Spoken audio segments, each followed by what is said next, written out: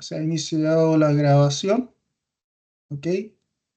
Insisto en la eventualidad de que te lo pueden transmitir a sus compañeros, la sesión va a quedar grabada y después la voy a subir posteriormente el link, lo voy a subir a la LMS, ¿ya? Para que justamente puedan acceder a lo que vamos a ver hoy día. Como les decía, Alexi, mi intención es tratar de avanzar lo más posible en contenido el día de hoy, para que ya a partir de la próxima semana, ya se nos fue el semestre prácticamente, ya empecemos básicamente a abordar lo que es el informe y darle estructura al informe.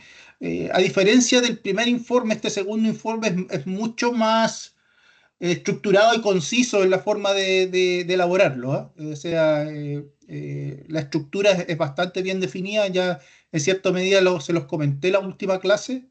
Ya esta idea que tiene que ser una metodología que defina el diseño de investigación, identifique los sujetos de estudio, la población y las dimensiones, las técnicas de recopilación de información, ¿ya? Y las técnicas de análisis. Eso es principalmente la estructura que tiene que tener este informe. A diferencia tal vez de lo que fue el primer informe, este informe se puede quebrar en secciones, ¿ya? Entonces está básicamente como título principal la metodología, pero después se puede quebrar en subsecciones, ¿ya? En donde se abordan los puntos que les mencioné. O sea, si la metodología es el segundo punto que se está abordando, porque ya tuvimos básicamente la introducción, discusión de la literatura, perdón, sería tal vez el tercer punto, el punto 3, ¿ya? Tendríamos que el 3.1 sería el diseño de investigación, el 3.2 serían los sujetos de estudio, el 3.4 serían en este caso las técnicas de recopilación de información, y el 3.5, ¿verdad? Tendría que ser en este caso las técnicas de análisis, ¿ya? Ok, chicos, no sé si hay alguna consulta o algo antes de comenzar.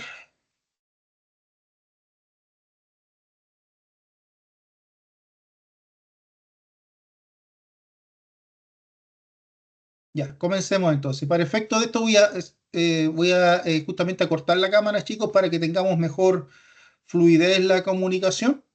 ¿Ya? Si quieren hacer consultas, pueden abrir el micrófono y hacerlo, por favor, siempre de uno a la vez, ¿ya?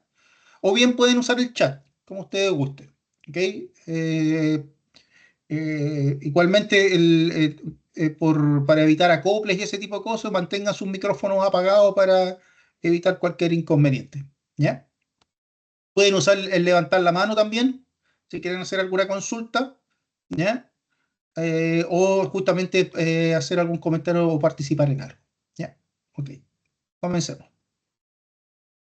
Bien, jóvenes, lo que vamos a ver el día de hoy es este aspecto con el profe Claudio. Eventualmente, la idea es que aborden el tema de lo que es el diseño de investigación y también la definición de los sujetos de estudio, la población y también la dimensión de la población y también efectivamente las técnicas de muestreo, si fuera necesario.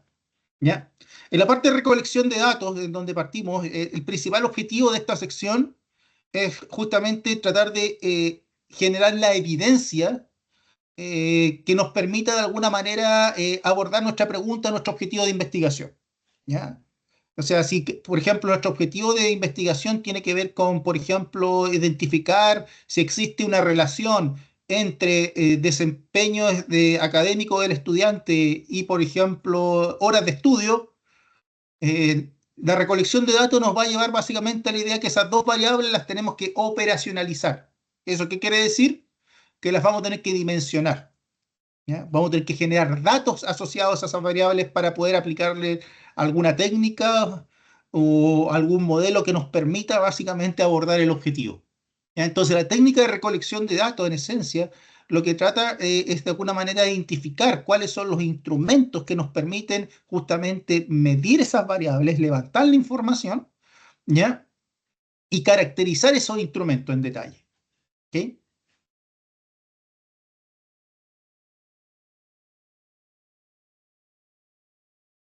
La recolección de información se organiza principalmente considerando qué tipos de datos necesitamos levantar, ¿ya? Si son primarios o secundarios. Esta definición en cierta medida la hemos visto antes, ¿ya? Eh, Primario significa, como dice ahí, desde el sujeto de estudio directamente, ¿ya? Medir directamente sobre el sujeto de estudio. Si mi variable tiene que ver con la idea, por ejemplo, no sé, medir el nivel de azúcar en la sangre de las personas, de los estudiantes de la Universidad Católica del Maule, significa que en términos primarios tengo que ir básicamente de alguna manera, extraerle sangre a los estudiantes y medir su nivel de azúcar. ¿Ya? Y ese nivel de azúcar es posible medirlo en una escala numérica. ¿Ya? Entonces lo puedo traducir a un número. Pero significa básicamente intervenir directamente sobre el sujeto de estudio. ¿Okay? Secundario es la idea de principalmente, no, alguien ya tiene ese registro ya está en alguna parte.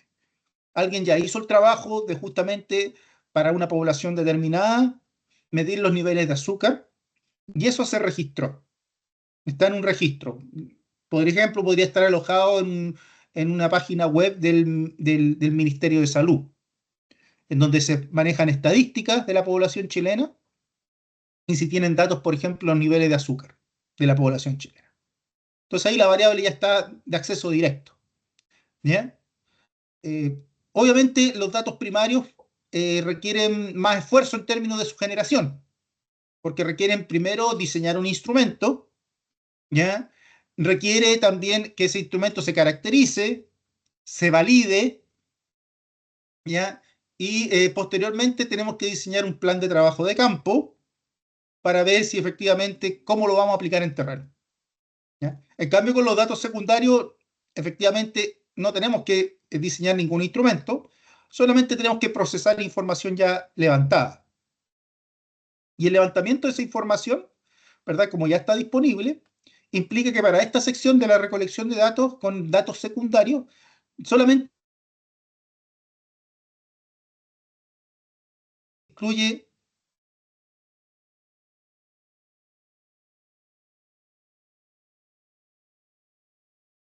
¿Me escuchan, chicos? Sí, profe, pero como que se le anduvo cortando. Sí, se Como cortó un que se momento, sí, cortó un poco. se cortó. ¿Ahora sí? ¿Me escuchan bien? Sí, sí, sí. Perfecto. ¿Ya? Ustedes me avisan si, por ejemplo, ocurre hay algún corte que no sé, usamos el chat porque siempre el texto viaja más rápido que la voz. ¿Ya?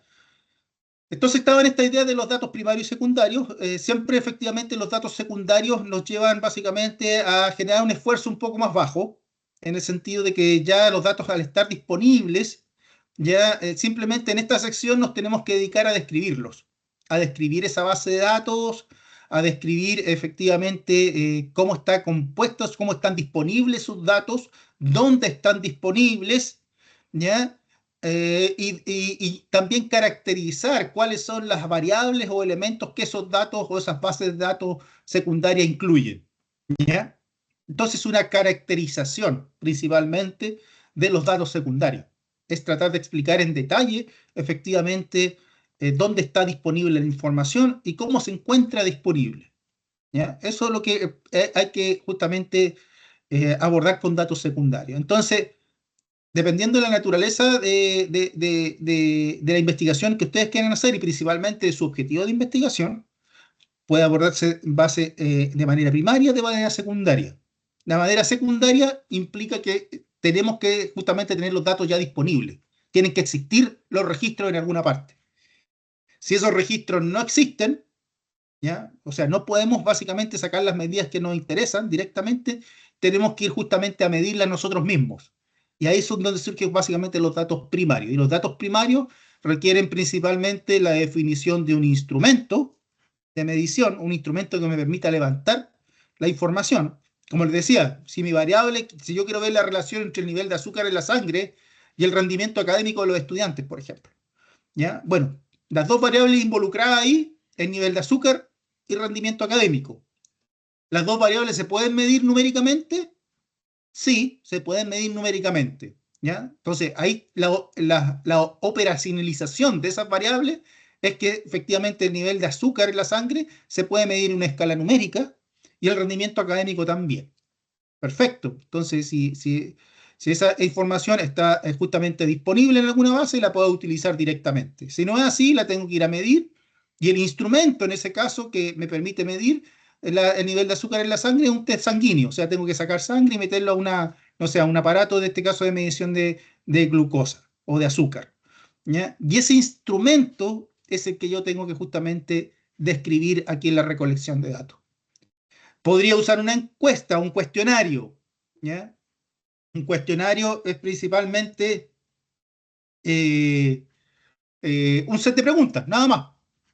¿Ya? Que me justamente permitan abordar en este caso o de alguna manera dimensionar las variables que están involucradas. Por ejemplo, si sigo con el ejemplo del el nivel de azúcar en la sangre, ¿ya? Y el rendimiento académico, yo más que irlo a medir directamente, también podría preguntarle a un grupo de estudiantes esas dos cosas, imaginando que lo saben. ¿Ya? O sea, yo le preguntaría a un grupo de estudiantes, ¿tú me puedes decir cuál es tu nivel de azúcar en la sangre? ¿En más de 10 partes por millón? ¿En menos de 10 partes por millón? Tal vez si ellos tienen la respuesta se la van a decir. ¿Ya? ¿Y tu rendimiento académico? ¿Me puedes decir cuál es tu rendimiento académico? ¿Es un promedio mayor a 4, menor a 4?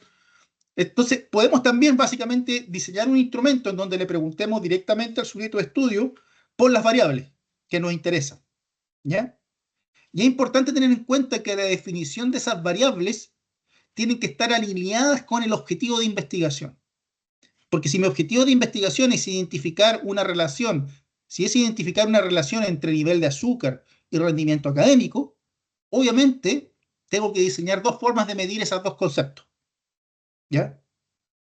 O de poder generar evidencia medible que aborden esos dos conceptos. Esa es la operacionalización de variables. Muchas veces eso toma la forma en estudios estadísticos, por ejemplo, de un diccionario de variables, ¿ya? Que uno en una base de datos indica todas las variables que están relacionadas y cómo se mide. ¿Ya? Eso es lo principal. ¿Ya? Entonces, acá con los estudios primarios, como dice ahí, lo importante aquí es básicamente el tema de generar instrumentos que permitan levantar las observaciones desde el sujeto de estudio, ¿ya? Y describir esos instrumentos. ¿Ya? Podría ser un cuestionario de 10 preguntas, pero ¿cómo se estructuran esas 10 preguntas? A ver, yo voy a decir que esas 10 preguntas, primero las dos primeras, van a ser para caracterizar a la persona que estoy encuestando. Por ejemplo, necesito que me diga, por ejemplo, qué carrera estudia, ¿ya? Y cuántos años tiene en la universidad. ¿Ya? Después van a haber, no sé, no, 6 preguntas más asociadas principalmente a la idea de el rendimiento académico. ¿Ya? Y finalmente van a haber unas últimas 2 preguntas que tienen que ver con el estado de salud, donde se les pregunta sobre el consumo de azúcar. ¿Ya? Entonces, eso es lo que yo les acabo de decir.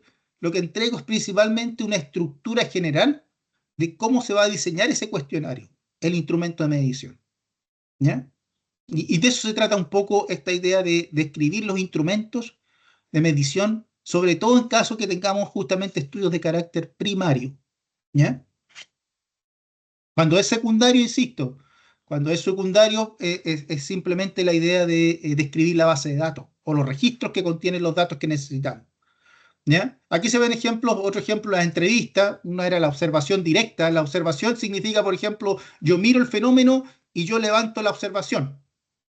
¿Ya? Por ejemplo, yo podría ponerme, si yo necesitara, si una de mis variables es, por ejemplo, la cantidad de estudiantes que, por ejemplo, ocupa el casino a la hora de almuerzo. ¿Ya? Entonces yo lo que podría ir a hacer para obtener esa variable o levantar esa variable, podría ir al casino a la hora de almuerzo, por ejemplo, entre 1 y 2 de la tarde, y contar la cantidad de estudiantes que hay en ese instante. O tratar de medir el flujo de estudiantes que ingresa al casino. Y eso lo hago observando y contando. Es también una forma también de levantar información. ¿Ya? Los cuestionarios, entrevistas, la misma idea. Yo podría generar un set de preguntas, por ejemplo, y ese set de preguntas justamente aplicarlas sobre un individuo. ¿Ya? Como lo decíamos en este caso, 10 preguntas para un grupo, una parte de esas 10 preguntas para caracterizar al individuo, otras para preguntarle su desempeño en la universidad y otro para preguntarle sobre su estado de salud. ¿Ya? Las entrevistas justamente son eso, son set de preguntas. Generalmente en las entrevistas uno lo asocia por lo que hace, por ejemplo, un periodista, que también, por ejemplo, un periodista de investigación cuando hace una entrevista también está aplicando el método científico, ¿ya? Y justamente la entrevista hace las preguntas que él hace, que son preguntas muchas veces abiertas, eso quiere decir que no tienen básicamente, nosotros no le damos una alternativa de respuesta, sino que es abierta, puede justamente opinar como él quiera, ¿ya? Implica que después para justamente operacionalizar esa variable tenemos que analizar esa pregunta abierta con una técnica que nos permita básicamente transformarla tal vez a una escala numérica, ¿ya? Chicos, si tienen alguna consulta, alguna duda, levanten la manito o usen el chat, como ustedes quieran.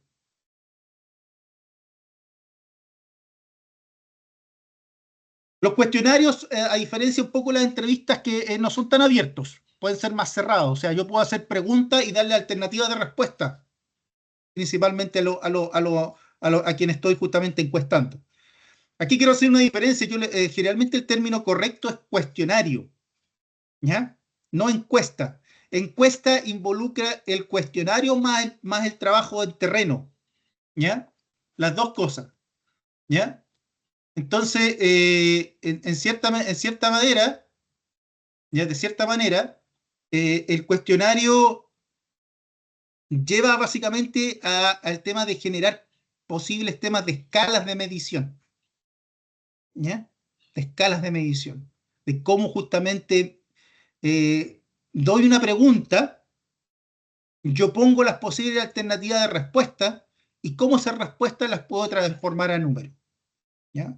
Eso da origen, insisto, al tema de escalas, ¿ya? De cómo medir, si yo le doy ciertos tipos de respuestas, cómo esas las transformo numéricamente, ¿ya? Eh, entonces, aquí se dan algunas características de justamente a quien asocia a los cuestionarios. Podría ser justamente autocompletado, ¿ya?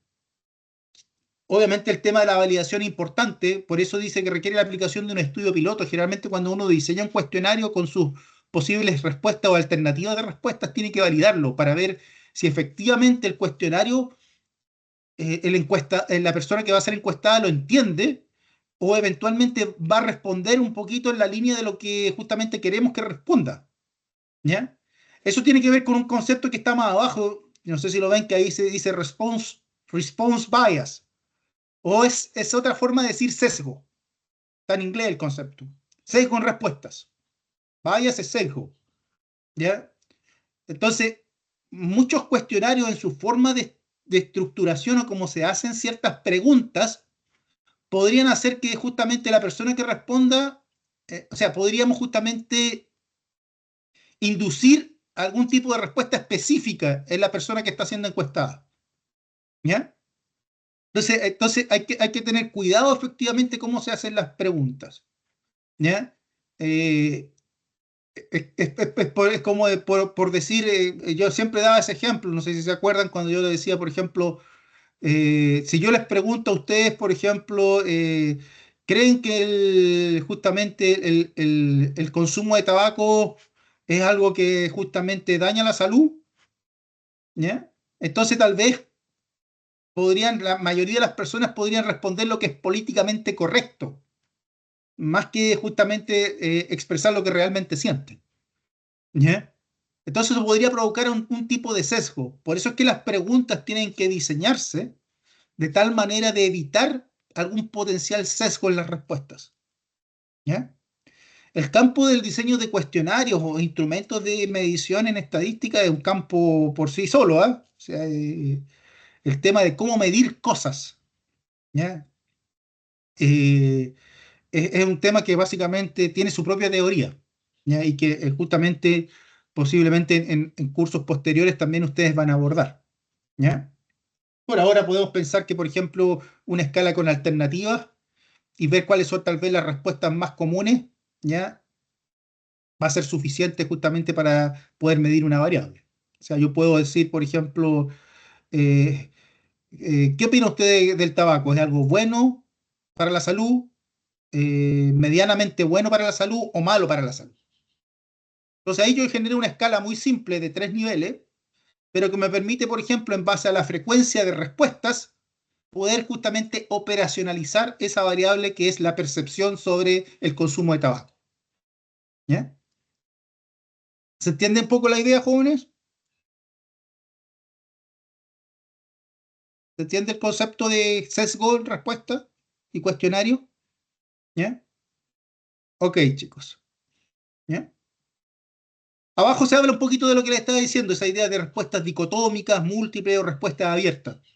Generalmente cuando queremos medir, evitamos las respuestas abiertas, porque las técnicas para evaluar respuestas abiertas son medias complejas. Porque cuando a usted le da una respuesta abierta, cuando les dice, por ejemplo, están llenando un formulario en Internet y siempre a veces termina, a continuación, danos tus sugerencias o cómo podemos mejorar. Entonces ahí uno se pone a escribir y escribe todo lo que quiere, ¿verdad? Entonces, ¿cómo después justamente esa respuesta la operacionalizamos? ¿Cómo la transformamos en alguna medida? Porque es un trozo de texto. Bueno, hay técnicas para justamente procesar texto y de alguna manera tratar de operacionalizar texto, o sea, medirlo. ¿Ya? Eso es un concepto que también más adelante también lo van a ver en su carrera, ¿ya? De cómo, por ejemplo, podemos justamente transformar texto básicamente a números. ¿Ya? Hay una forma muy simple que es por frecuencia de palabras. ¿Ya? Tal vez ustedes han visto lo que son las nubes de palabras. Igualmente aquí en un ratito más vamos a ver cómo generar nubes de palabras. ¿Ya? Las nubes de palabras funcionan únicamente en base a la frecuencia. ¿Cuál es la palabra que más se repite? ¿Ya? Y muestra ahí en esa nube cuál es la palabra más grande, la que tiene mayor frecuencia.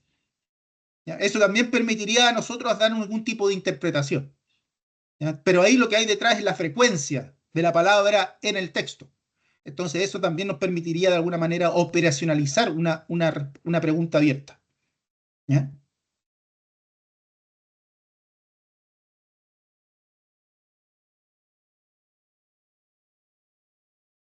Aquí hay otros ejemplos, cuestionarios guiados, ¿ya? Que usan encuestadores, a diferencia del autocompletado. ¿Ya? Aquí este requiere un trabajo de campo más exhaustivo. El anterior, por ejemplo, cuando es autocompletado, se puede usar internet. Mandan por correo electrónico, como generalmente ustedes reciben harta encuesta a la universidad, se fijan, ya se puede usar básicamente por autocompletado o aquí guiado, que alguien, un encuestador, justamente aplique las preguntas y llene las respuestas.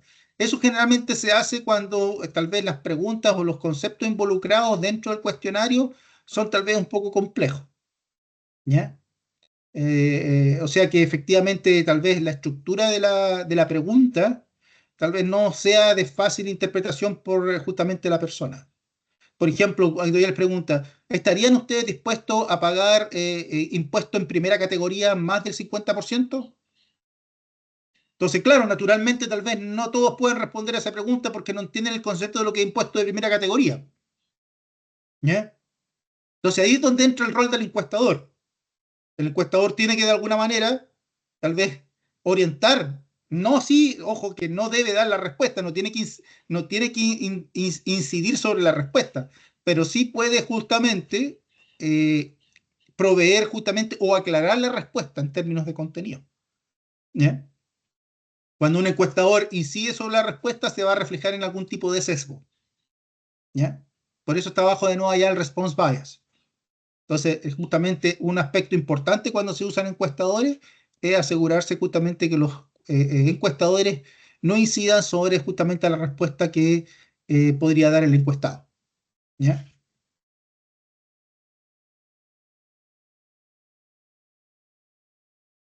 ¿Han escuchado hablar del Survey Monkey? ¿Lo conocen?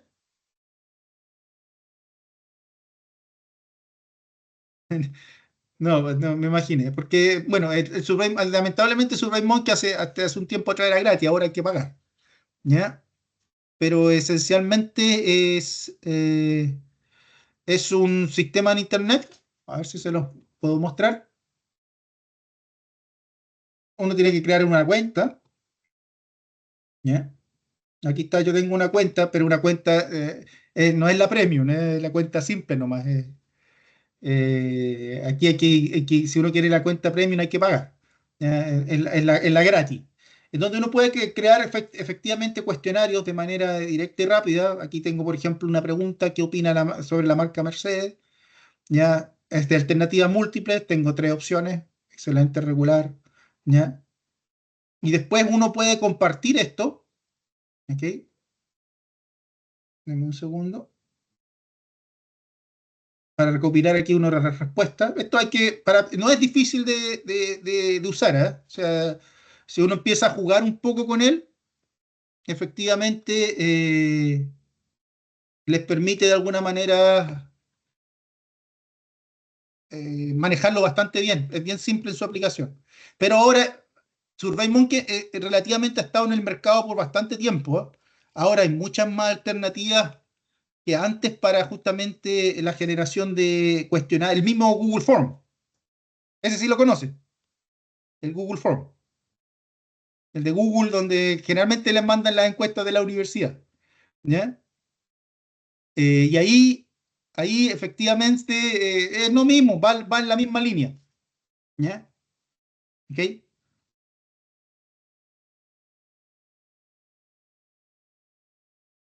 Ahí. ¿Me escuchan bien? Sí, profe, si lo escuchamos. Perfecto, gracias, Alex.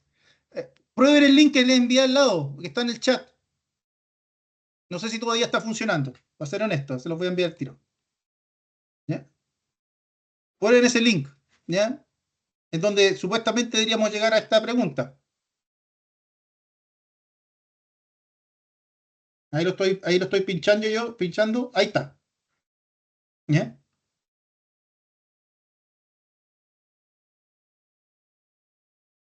Y si quieren, completen ahí y envíen. ¿Ya? Después de que uno envía esos links, ese link lo puede enviar por correo electrónico o lo que sea, puede analizarlo,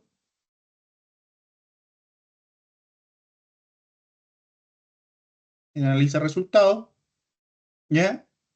Y después puede hacer informes para que se presente, ¿ya? Como decía, SurveyMonkey es uno de los clásicos, ha estado por bastante tiempo en el mercado. Sí, como decía ahora, tiene un plan, el plan gratis, que es lo más básico, ¿ya? El que tengo yo es gratis, pero si uno quiere ampliar el plan para algo más sofisticado, para aumentar el número de preguntas, los tipos de escala y todo eso, hay que pagar, ¿ya? Y ahí que uno puede ver, aquí estamos simplemente un diagrama de frecuencia nomás. ¿Quién responde más? Ahora, si ustedes se dan cuenta, hasta por WhatsApp pueden hacer esto mismo, ¿ya? Es mucho más simple, ¿ok? Y tiene el mismo efecto. E incluso muchas veces la capacidad de llegar a más gente, ¿ya? Entonces, este es principalmente el SurveyMonkey, pero no pierdan de vista que es básicamente la misma idea de lo que hace el Google Form, ¿ya?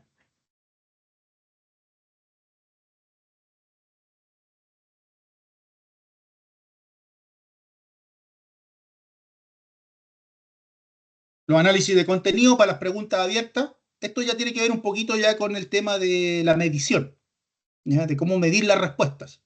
Si yo tengo una pregunta abierta, por ejemplo, donde yo termino, por ejemplo, ¿y cuál es qué sugerencias nos pueden dar? ¿Ya?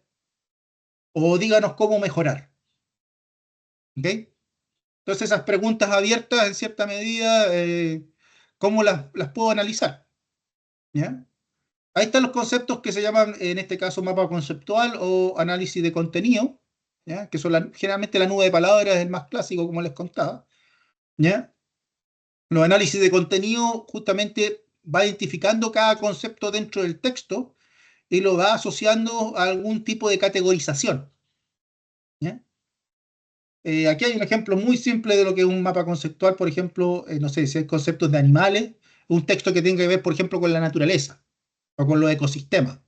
Entonces, en los ecosistemas hay animales, ¿te fijas? Hay un texto que habla de eso, que habla de animales, que pueden ser de carácter vertebrado o invertebrado.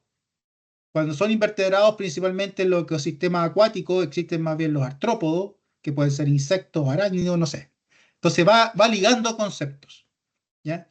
Este trabajo no es tan simple de hacer. O sea, hay programas computacionales que ayudan justamente a construir mapas conceptuales y también estos análisis de contenido. Uno muy famoso que usa mucho, por ejemplo, en las ciencias sociales es el Atlas T, ¿ya? que podemos verlo tal vez rápidamente para que justamente, o sea, no lo tengo yo porque es un software pagado, ¿ya? Pero es efectivamente, ¿verdad? Una aplicación que,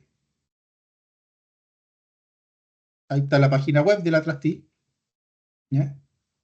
Aquí, por si a alguno le interesa entrar un poco más en lo que es Atlas-T, que es justamente un, ahora está incluso incorporado con inteligencia artificial, ¿ya?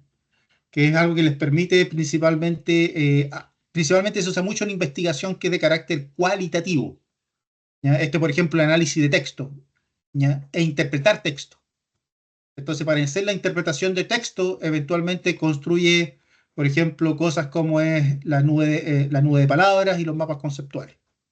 Entonces, a partir, por ejemplo, de la nube de palabras, uno puede identificar, por ejemplo, cuáles son los ítems más importantes. Por ejemplo, veámoslo con un ejemplo directo. ¿Ya? Les voy a poner otra dirección electrónica, otro link en el chat. ¿Ya? Que lo debería llevar a esta página que está acá. La misma que estaba ahí en la diapositiva. ¿Ya? Esta es una herramienta muy simple que está en internet que les permite justamente hacer, en este caso, nubes de palabras. ¿Ya? Para analizar nubes de palabras. ¿Ok? Aquí en el cuadrito que ustedes están viendo acá, voy a agrandarle un poco, está por ahí sí, uno más. En el cuadro que ustedes están viendo aquí es donde uno ingresa el texto, pero como ustedes pueden ver, puede ingresar una o varias direcciones o link de internet o lo que sea, ¿ya? O texto directamente, ¿ya? No se pueden, en este caso, subir archivos, ¿ya? Perdón, sí, se pueden cargar archivos, disculpen, acá están, se pueden cargar archivos si ustedes quisieran, ¿ya? Yo lo que voy a hacer, por ejemplo, ahora, voy a tomar esta página web que estoy viendo, que les estoy mostrando acá, que es de Wikipedia, que habla del cambio climático, ¿ya? Ustedes, si quieren, me van siguiendo, van haciendo el mismo ejercicio, ¿ya? Cambio climático, voy a copiársela igual de acá en el chat.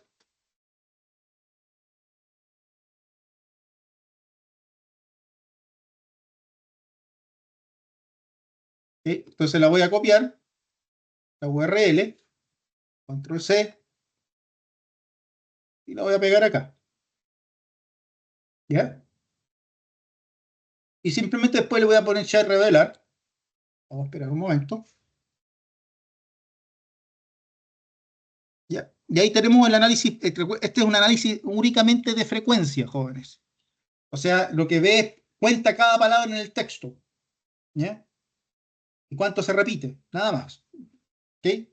Entonces, aquí tenemos la nube de palabras. Obviamente la palabra parece climate, de clima, es lo que es una de las que está. De, que es un artículo, ¿verdad? En inglés. Por eso sale tanto, se usa mucho, un artículo. Es como la o los en nuestro idioma. ¿Ya?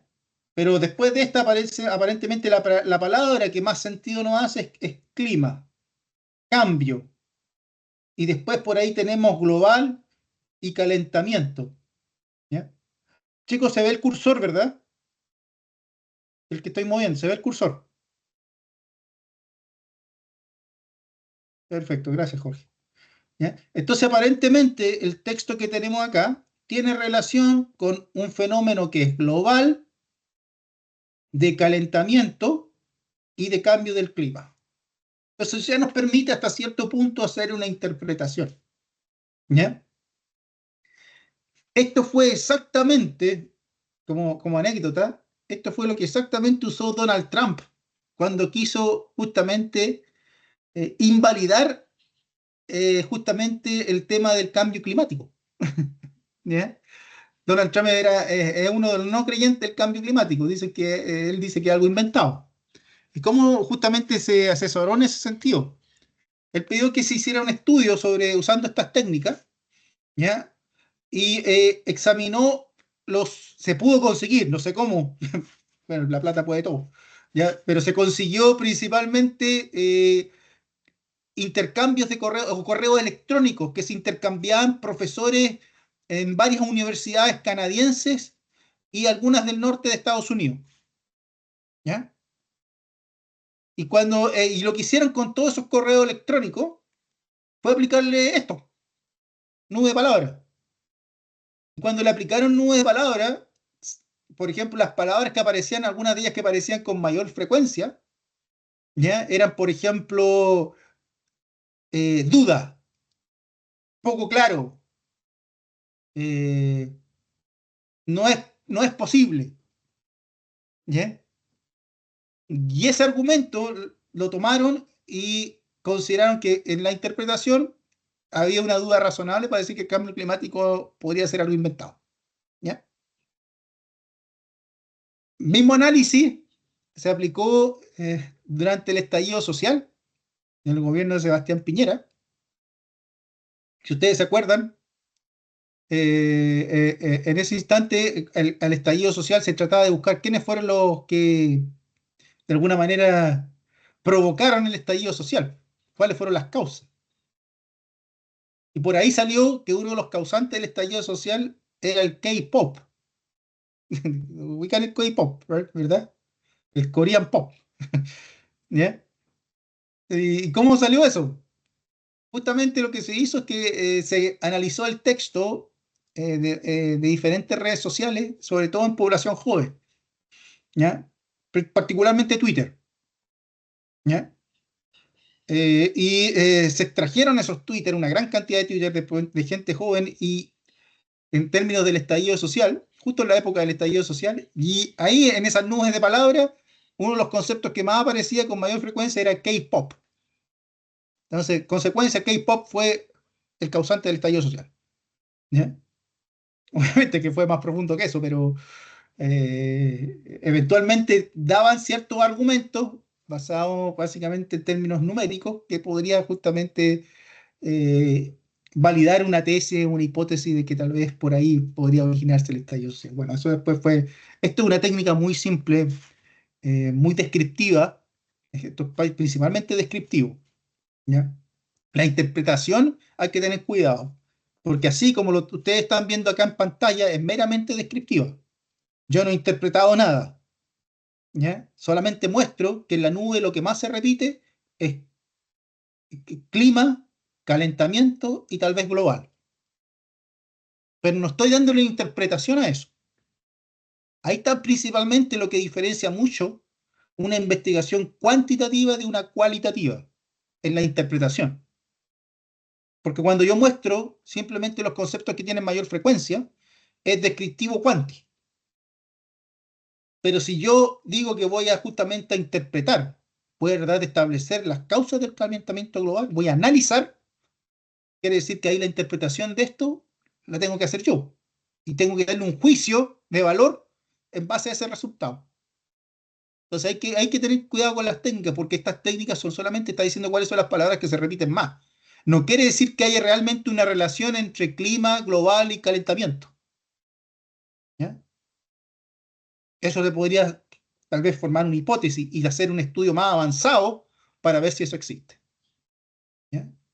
Lo que nos dice que efectivamente, por ejemplo, si yo quiero justamente, si el objetivo de mi investigación tiene que ver con analizar, significa que primeramente tengo que describir, o sea, tengo que hacer esto que ustedes están viendo en pantalla, y a partir de ese resultado, tal vez hacer algo más profundo que me lleva básicamente a la posibilidad de analizar, ¿ya? ¿Se entiende esa idea, jóvenes? ¿Una consulta?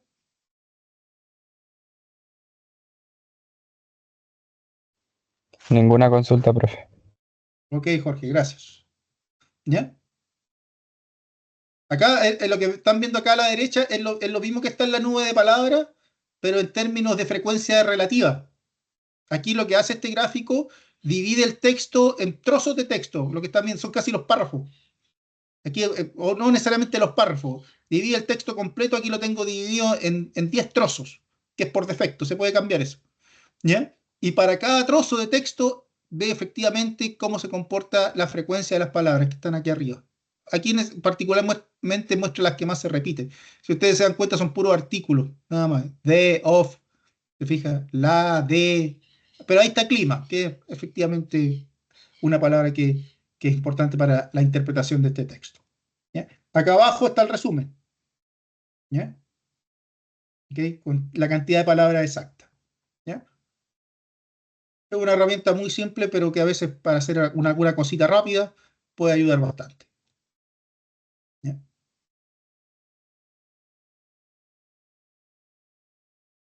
Sigamos con los datos primarios, ¿ya? En los datos primarios también tenemos los estudios de caso, ¿ya? Eh, la característica de un estudio de caso, chicos, es que el sujeto de estudio o la población de estudio tiene tamaño 1, ¿ya? Es solamente una persona, es solamente una entidad de análisis, ¿ya? Eh, también son muy válidos, por ejemplo, en ciertas áreas de la ciencia se aplica mucho, por ejemplo, en psicología, ¿ya? Donde, por ejemplo, se estudia el comportamiento, no sé, de una persona esquizofrénica. Entonces, yo soy, por ejemplo, un psicólogo o un psiquiatra trabajando en el área de la esquizofrenia. Yo puedo tomar como muestra o como población a un puro sujeto y analizar a ese sujeto, ¿ya? La idea es justamente tratar de ver qué tan representativo podría ser ese sujeto. Cómo analizando un puro caso podría yo, por ejemplo, tratar de explicar el caso de lo que pasa a una población completa. Entonces, efectivamente hay ciertas situaciones o hay ciertos sujetos que me permiten hacer esa extrapolación, que me permiten básicamente ir de algo particular a algo más general, ¿ya? En base a un solo sujeto de estudio, ¿ya? Y eso es cuando el sujeto de estudio reúne ciertas condiciones que me permiten a mí generalizar, ¿ya? Por eso que ahí dice requiere la definición de caso, puede ser una unidad social, una persona, una familia, una institución, un grupo, una comunidad, pero es uno, ¿ya? Generalmente requiere cierto nivel de interpretación cualitativa de parte del investigador, sobre todo cuando hace el momento de la extrapolación. Si yo digo que a esta persona que estoy estudiando le ocurre tal cosa, ¿ya? Yo podría básicamente extrapolar ese resultado tal vez a una población completa, ¿ya? En ciertas áreas es más fácil hacer eso que en otras, ya lo vamos a ver con un ejemplo, ¿ya? Ahí se mencionan las etapas, que va desde, obviamente, definir el problema, ¿ya? Recopilación de la información, datos, historia, asociado en este caso al caso de estudio, al individuo o a la entidad, ¿ya? Y muchas veces se usan técnicas cualitativas, ¿ya? Principalmente, insisto, en el tema de la extrapolación de los resultados, ¿ya? Aquí se podría decir que esto orienta un poco más cuando tenemos que hablar de estudios de caso. Esto es interesante, chicos, porque, por ejemplo, dentro de los objetivos que ustedes tienen, por ejemplo, podría centrarse en estudiar, por ejemplo, el comportamiento de un solo individuo, ¿ya? El problema es que, ¿cómo hacemos que ese individuo sea realmente representativo? Y eso depende mucho de lo que queramos medir de ese individuo. ¿Se fijan?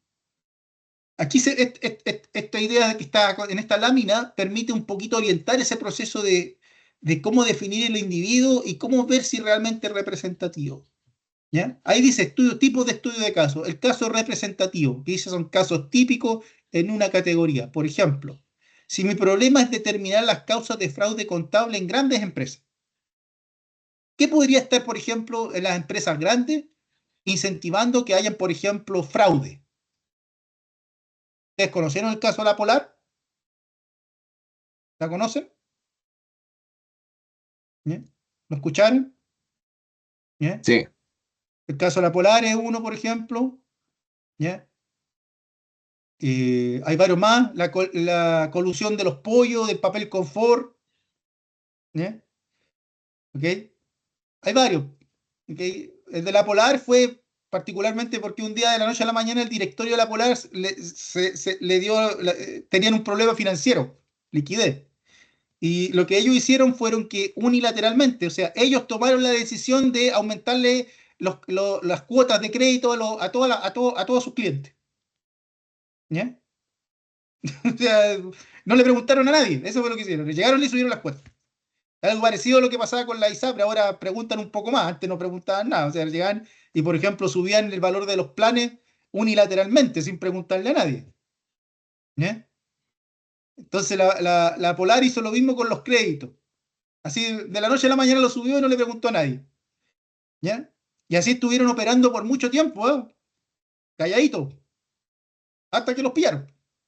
¿Ya? Entonces eso fue un fraude contable. ¿Ok? Y justamente el caso de la Polar, si usted, bueno, si no conocen la historia, tal vez, fue un caso que de alguna manera fue especial en Chile porque fue uno de los primeros casos que se difundió o que salió con más fuerza a la luz. ¿Ya? Entonces lo hizo un caso representativo, porque anteriormente no se tenía, que tal vez anteriormente se hacía, pero este caso fue como el primero que salió un poco a la luz, ¿ya? Y que se abrió más a la comunidad. Entonces lo hizo como un caso representativo, porque la forma de operar que tuvieron ese directorio, se pudieron dar cuenta que muchos otros directorios tendían a operar de la misma manera. Entonces el estudio de ese caso particular, que fue la Polar, sentó ciertas bases justamente para analizar los comportamientos de directorios, sobre todo en términos de fraude contable, de muchas otras empresas. ¿Ya? Por eso dice que fue un caso representativo. Ahí se mencionan otros como el Enron, fue famoso, ese fue de Estados Unidos. ¿Ya? El caso de Enron es muy famoso, incluso el caso de Enron es principalmente en las carreras de contador auditor, de contabilidad, es un caso emblemático. En todos los cursos de contabilidad, o de auditoría contable se los pasan. Tienen que estudiar. ¿Ya? Porque marcó básicamente un hito. Ya fue la primera vez también que en Estados Unidos salió a la luz básicamente el fraude que cometieron básicamente un directorio, ¿verdad? Con todos sus clientes. ¿Ya? Y ahí hay varios tipos, el caso prototipo, que es el segundo, que podría ser un caso que se convertirá en típico, requiere proyección futura, o sea, la idea que tenemos un caso que también parece ser único y que podría convertirse en otros más casos. Por ejemplo, ahí dice, efectividad en un proceso, problema, efectividad en un proceso de educación por competencia vía no presencialidad. ¿Ya? O sea, en este caso, por ejemplo, ese problema surge la idea, eso fue en pandemia, de qué tan efectivo, por ejemplo, los métodos de enseñanza virtual, como estamos ahora, por ejemplo, cómo van a garantizar, por ejemplo, la formación de ciertas competencias, por ejemplo, en carreras que son altamente dependientes de la parte técnica. O sea, es como decir, yo no le puedo enseñar a ustedes a clavar un clavo sin que claven un clavo. Les puedo mostrar un video, les puedo explicar cómo clavar un clavo, pero si tienen que clavar un clavo. ¿Se fijan? Es la esencia de la formación por competencia es así, po. Es aprender haciendo. ¿Se fijan? No solo explicando. Por eso es que aquí en metodología la idea es que ustedes hagan o inicien una investigación, por eso están haciendo esos informes. ¿Se fijan? Entonces, eh, ¿cómo desde el punto de vista virtual, que fue lo que pasó en la pandemia, podíamos garantizar eso? O sea, no podíamos, efectivamente, es como cuando uno ve por televisión, ¿verdad? La receta de cocina, o sea, cuando la persona en el programa de comida les dice, para cocinar esto hay que hacer esto, tendríamos que estar siguiendo paso a paso eso y estarlo aplicando básicamente nosotros también, desde el otro lado de la pantalla, para que funcione, pero justamente desde la mirada de quien justamente está haciendo el video, no sabe si la cuestión, él está cocinando una cazuela y le va a quedar perfecta la cazuela, pero puede que al otro lado la cazuela, no sé, pues, termine, no sé, termine en puré con pollo, no sé, pues, una cosa así, ¿ya? Entonces, de eso se trata un poquito la idea del caso prototipo. El tema de la pandemia en Chile dio mucho para ese tipo de casos porque las condiciones de la pandemia generaron elementos muy especiales que quizás no sé en cuánto más tiempo se vuelvan a repetir. Entonces, fue un escenario muy particular, muy prototipo. ¿Ya? Los que están abajo, casos desviados, aquellos que se salen de la norma, que son de alguna manera, parece atípicos, pero que existen. Y esos casos hay que estudiarlos con particularidad. ¿Ya? Por ejemplo, ahí dice el ejemplo de mecanismo de reducción de costos que no impliquen la reducción de recursos humanos. Otra idea es decir, generalmente las empresas cuando tienen que reducir costos, lo primero que le echan mano es a su personal. Lo primero que usan para reducir costos es despedir gente, ¿ya? Y eso es lo más común y es lo más fácil de hacer, ¿ya? Pero, por ejemplo, otro podría decir, no, pues, tal vez podríamos ser más eficientes en nuestros procesos. Entonces, por ejemplo, el caso típico o atípico fue el de Codelco, en donde ellos cuando tuvieron un problema financiero optaron por justamente reducir costos de producción y lo redujeron haciendo que las personas que trabajaban en producción se equivocaran menos, ¿ya? De ahí surgió la capacitación, ¿ya? Cuando uno capacita en una empresa, eso tiene que tener incidencia directa sobre sus costos. O si no, ¿para qué capacitar? ¿Verdad? Tenemos que, si una persona, básicamente a través de la capacitación, principalmente le enseñamos básicamente a trabajar tal vez de una manera más eficiente o mucho mejor. Entonces, una persona capacitada debería cometer menos errores que una que no está capacitada. Entonces, eso debería de reflejarse en los costos. ¿Ya? Esa fue, se podría decir, la idea detrás de lo que hizo Codelco. Entonces, es un caso fuera de la norma, porque, claro, lo común es más fácil reducir costos de despedir gente. No, mantengamos a la gente y hagamos algo especial. Y eso lo hizo un caso atípico. ¿Ya? Y ahí hay dos casos más, los cruciales, los arquetipos, ¿ya? Eh, con teoría en condiciones extremas, ¿ya? Por ejemplo, no sé, pues, si yo me voy a vivir a la Antártida, ¿ya? Y soy el único tipo viviendo en la Antártida, eso me hace un caso crucial, pues, o sea, en el sentido de que eso puede de alguna manera, en ciertas condiciones extremas, por ejemplo, ver los comportamientos de subsistencia, ¿ya?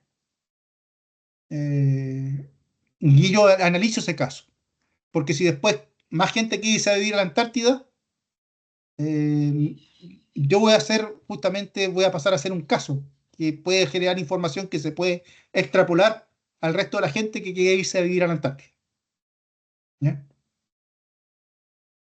El otro, el arquetipo, que genera una nueva categoría de casos, ¿ya? Por ejemplo, ahí dice determinación de productividad bajo sistemas de teletrabajo, ¿ya? Igual la pandemia lo gatilló un poquito esto. Antes no se hablaba de teletrabajo en Chile, ¿te fijas? Y ahora, por ejemplo, si queremos hablar de productividad, ¿ya? Una categoría nueva que hay que hablar es de la productividad bajo teletrabajo. ¿Te fijas? Entonces, sí, el concepto del teletrabajo vino para quedarse con el tema de la pandemia, pero generó una nueva forma de trabajar, una nueva categoría de modalidad de trabajo. ¿Te fijas? Y eso por sí solo puede ser un escenario que merece ser estudiado, y por eso sale, por ejemplo, el caso del Telcom que dice. ¿Ya? ¿Se entiende la idea, jóvenes? ¿Tienen alguna consulta?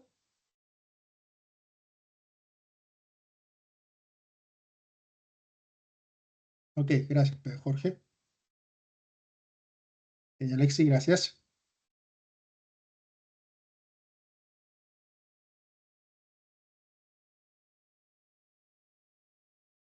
¿Ya? ¿Les parece si hacemos un break de 5 minutos? Son las 11:55, chicos. ¿Ya? 10 minutos. Son las 11:55, las 12:05. ¿Ya? 12:05 para ver esta segunda parte y con eso eventualmente termino. ¿Ok?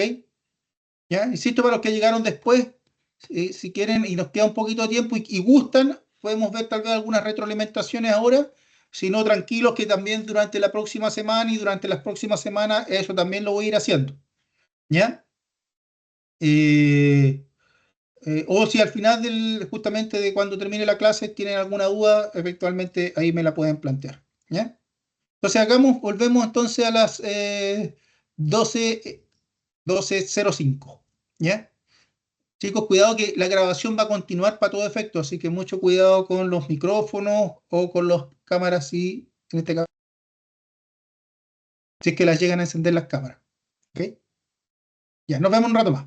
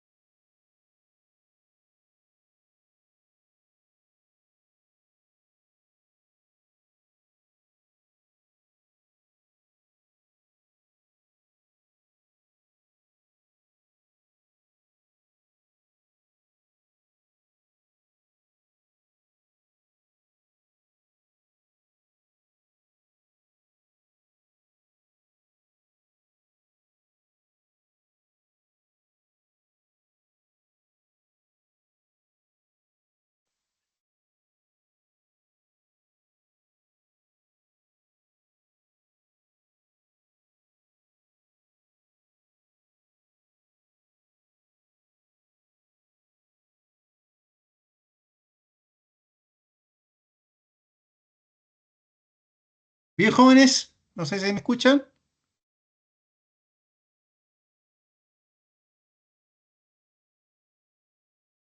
Ok, Isidora, gracias.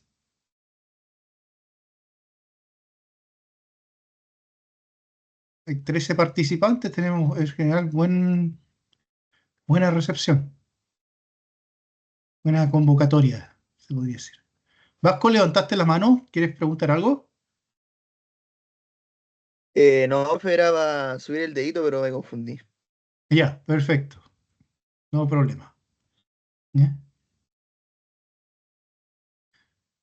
Bien, chicos, vamos avancando para que terminemos justamente esta parte de contenido. ¿Ya? Lo que queda ver básicamente es esta idea del plan de análisis de datos. Entonces, volviendo a lo que es básicamente la estructura del informe que hay que trabajar ahora. ¿Ya? Dijimos que teníamos principalmente el diseño de investigación, ¿ya? Tenemos los sujetos de estudio, las técnicas de recopilación de información. La técnica de recopilación de información, recuerden que tiene, dependiendo del tipo de estudio, si es primario o secundario, podría o no tener dos subsecciones. ¿Ya? Si es primario, la técnica de recolección de información tiene que incluir la descripción del instrumento, que podría ser el cuestionario, ¿ya? Y el plan de trabajo de campo, cómo se va a aplicar eso. ¿Ya? Si el estudio es secundario, la técnica de recopilación de información solo se limita, en este caso, a describir la fuente justamente de datos con las cuales voy a trabajar, o los registros de datos, y la operacionalización de dichas variables, es decir, cómo se van a medir. ¿Ya? Entonces, repito, la recolección de datos, si el estudio es primario, tiene que ir la descripción del instrumento, cuestionario o lo que sea, ¿ya? O la entrevista, lo que sea, y en este caso el plan de trabajo de campo. Si es secundario, la técnica de recopilación de información tiene que describir la información secundaria, dónde está, cuántos registros son, cuántas variables tiene o cuántas cosas se están midiendo en ese registro. ¿Ya? Insisto, generalmente los estudios secundarios son más fáciles de llevar adelante y tal vez deberían concentrarse sobre todo pensando en el tipo, pensando principalmente en la formación de ustedes como ingeniero estadístico. Muchas veces ustedes pueden trabajar sin problemas, mayormente estudios de carácter secundario. ¿Ya? En este caso, tomar bases de datos o registros de datos, ¿verdad? Y a partir de ahí extraer la información que necesitan. ¿Ya? Y eso implica indicar, por ejemplo, qué registro de datos van a extraer, dónde están esos registros de datos y qué tipo de variables tienen esos registros de datos. ¿Ya? Ahora, una vez que efectivamente tenemos claro eso y descrito en detalle lo que fueron las técnicas de recopilación de información, insisto, cuyo objetivo es justamente levantar los datos, ¿ya? Tenemos que ahora usar esos datos que generan estos instrumentos que nosotros describimos, o que describen esas técnicas de recopilación, y procesarlos para lograr nuestro objetivo.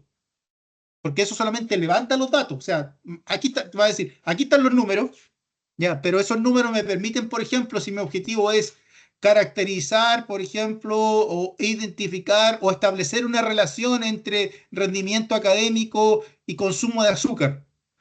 Esos datos me van a permitir así como están, identificar esa relación. Hay que procesarlos. Y eso da origen al plan de análisis de datos. El plan de análisis de datos es principalmente esta idea de cómo se procesa la información para lograr el objetivo. ¿Ya?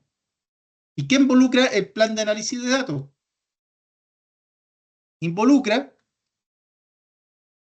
¿ya? Aquí, bueno, involucra principalmente esta idea de, primero, describir los datos con los cuales yo levanté, ¿ya?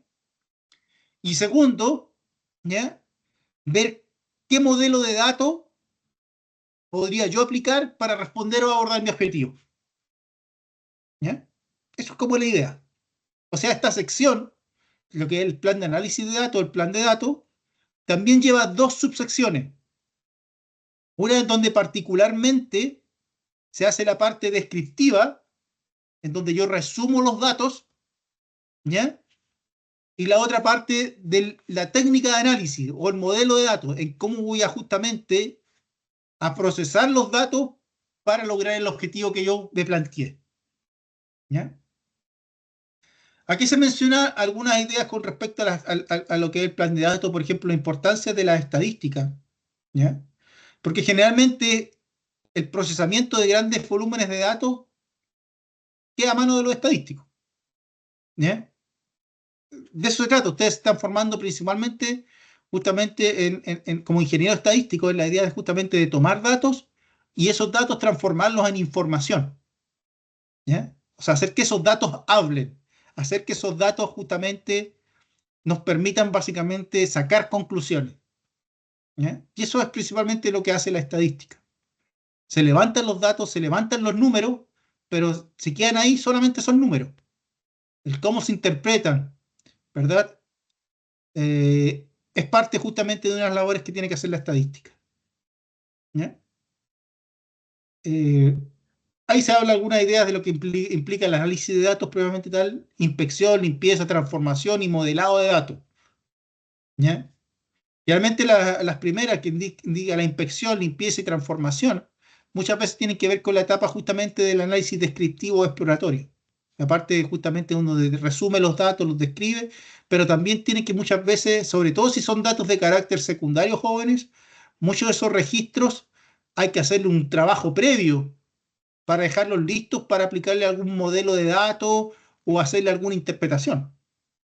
Porque a veces uno ve una montonera de datos y ve una montonera de números y letras que muchas veces no son interpretables, sino que muchas veces hay que limpiarlo, hay que extraer lo que uno necesita, y después que uno extrae lo que necesita, por ejemplo, uno podría usar un análisis de correlación, si quisiera determinar, por ejemplo, un nivel de relación entre dos variables. Pero para poder aplicar ese análisis de correlación, previamente tengo que tener las variables bien ordenadas, bien limpias, en el sentido que, por ejemplo, no hayan datos corruptos. Por ejemplo, un dato corrupto puede ser si una de mis variables es la edad y mi población es niños de cuarto básico, y si la edad me sale que uno de los niños de cuarto básico tiene 40 años, ahí hay un dato que está malo. Entonces, ¿cómo yo me aseguro de limpiar la variable para que datos como esos, datos corruptos, no estén considerados? ¿Ya? Entonces, toda esa es la etapa que va dentro del primer punto de las técnicas del plan de análisis de datos, que es el análisis descriptivo, la limpieza y análisis descriptivo, algunos lo llaman, ¿ya? Es donde tenemos que indicar cómo vamos a limpiar los datos, ¿verdad? Y cómo vamos a resumirlos, ¿ya? Después les voy a mostrar unos papers donde hay unos ejemplos de estas secciones que nos pueden servir como guía, ¿ya? Eh, Muchos también hablan del concepto de análisis exploratorio, los EDA, sigla en inglés, ¿ya? Que principalmente la idea tiene que ver en este caso con resumir datos y a partir de los resúmenes de los datos y de lo que podamos ver en su comportamiento, levantar hipótesis, ¿ya? Eso es lo que hace un estudio exploratorio, principalmente. Levantar hipótesis para que se aborden más en profundidad en investigaciones futuras o dentro del mismo estudio se aborde, pero con técnicas un poquito más avanzadas, ¿ya? Un análisis descriptivo esencialmente muy bajo. O sea, cuando yo les pido describir una variable, por ejemplo, de la edad del curso, yo necesito solamente dos indicadores, la media y la desviación estándar. Por eso ya describo la variable edad, ¿ya? Pero dependiendo muchas veces de ciertos tipos de variables, o sea, muchas variables, eso se podría complementar con, aparte de los indicadores, media, desviación estándar, se podría justamente complementar con otros indicadores, ¿verdad? De posición, no sé, la mediana, la moda, si fuera categórica, una variable categórica, ¿verdad? Es una variable que básicamente, como el nombre lo indica, define categoría, ¿ya? Por ejemplo, el género masculino o femenino, es categórica. La región donde habita, también. El nivel de estudio, primario, secundario, universitario. Todas esas son variables categóricas, definen categoría, ¿verdad? Entonces hay que ver tal vez cuáles son los indicadores descriptivos que mejor resumen esas variables, ¿ya? Entonces ahí hay que efectivamente ver cómo se va a desarrollar esa parte descriptiva, esa parte de resumen, qué indicadores vamos a utilizar, si va a ser necesario mostrar alguna gráfica, por ejemplo, un diagrama de frecuencia, una nube de palabras, ¿verdad? ¿Ya? Y eso es principalmente lo que aborda esa primera subsección del plan de análisis de datos. El análisis en este caso, la limpieza de descripción o en este caso, o el análisis descriptivo solamente. ¿Ya?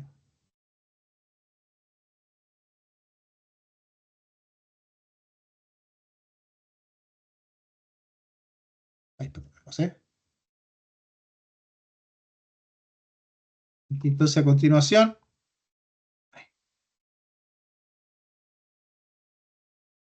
este es un mapa que muestra un poquito, de alguna manera, cómo en estadística el concepto de análisis de datos, qué es lo que abarca, hacia dónde se mueve.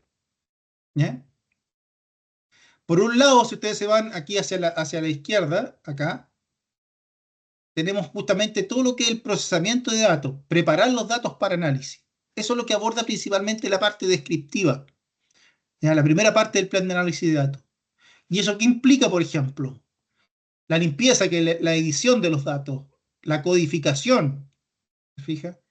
La clasificación, tabulación, eh, por ejemplo, frecuencia, cuando uno habla de porcentaje. Todo esto tiene que ver con la preparación, el preprocesamiento y el resumen también, cómo lo resumimos. ¿Te fijas? ¿Ya? Muchos lo incluyen acá, otros lo incluyen acá. En este caso, por ejemplo, aquí separan la idea de que primero hay que procesar todos los datos, hay que limpiarlos para que eso sea el insumo para el análisis de datos. Y una vez que están procesados, limpiados, obviamente viene la parte descriptiva, que si una sola variable unidimensional, ¿verdad? Tenemos que definir medidas que nos sirvan para resumir, como son, por ejemplo, las medidas de tendencia central, media, moda, mediana. De dispersión, varianza, desviación estándar, rango, ¿te fijas? Asimetría, para ver si hay sesgo, ¿te fijas? El skewness, skewness es la palabra en inglés para, en este caso, asimetría, ¿ya? Eh, y otras más, como por ejemplo, ya vamos a ver este de los ANOVA, que también me permite justamente establecer, ya vamos a ver dentro de los análisis comparativos, sobre todo los análisis ANOVA. Después, más adelante, ustedes lo van a ver más en detalle. Lo que les quiero comunicar el día de hoy con los ANOVA es solamente que ustedes sientan un poquito el sabor de para qué sirven, ¿ya? Y es principalmente para la idea de comparar poblaciones, ¿ya? Eso es unidimensional. También podría ser análisis de bivariados, en donde cruzamos variables de forma descriptiva, ¿ya? Como por ejemplo, puedo cruzar una variable categórica, por ejemplo, el género hombre y mujer, ¿verdad? Y cruzarlo, por ejemplo, con los niveles de estudio, para saber, por ejemplo, dentro de una población, quiénes tienen más alto nivel de estudio, los hombres o las mujeres, ¿ya? Eso da origen a lo que se llaman análisis bivariados, que pueden ser descriptivos y también pueden abordar un poquito ya más bien las técnicas de análisis, ¿ya? Pero en general, las técnicas de análisis se pueden dividir. Está el aspecto descriptivo, está el aspecto causal, que es para, generalmente los modelos causales son los modelos causa-efecto, porque tratan de establecer que, dado ciertas causas, cuáles son los efectos que producen, ¿ya? Tiene que ver mucho con, por ejemplo, con análisis también de correlación, como por ejemplo, básicamente las dos variables se influencian entre sí, ¿ya? Eh, pero por otro lado está también los análisis inferenciales, que es lo que tratan de extrapolar información a partir de los datos hacia una población, ¿ya? Ustedes van a tener tal vez el próximo semestre un curso completo de inferencia estadística, y ahí van a ver efectivamente cómo operan estos modelos, que se basan en la idea de tomar datos de una población o medir variables, por ejemplo, en una población a partir de una muestra. Entonces yo estudio la variable en la muestra y veo en qué medida esa variable que mido en la muestra la puedo extrapolar a la población, ¿ya? Entonces, los análisis inferenciales entran básicamente las pruebas de hipótesis, ¿verdad? Y la estimación de parámetros.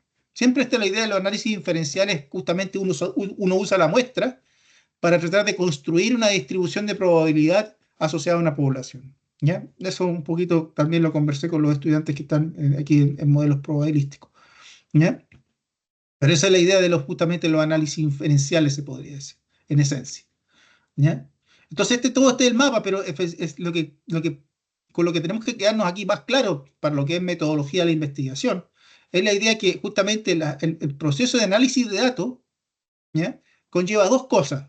El tema de procesar los datos, limpiarlos, el proceso de resumirlos, que es la estadística descriptiva, y el proceso, obviamente, tal de analizarlos para ver justamente qué voy a hacer, cómo voy a procesar los datos para lograr mi objetivo.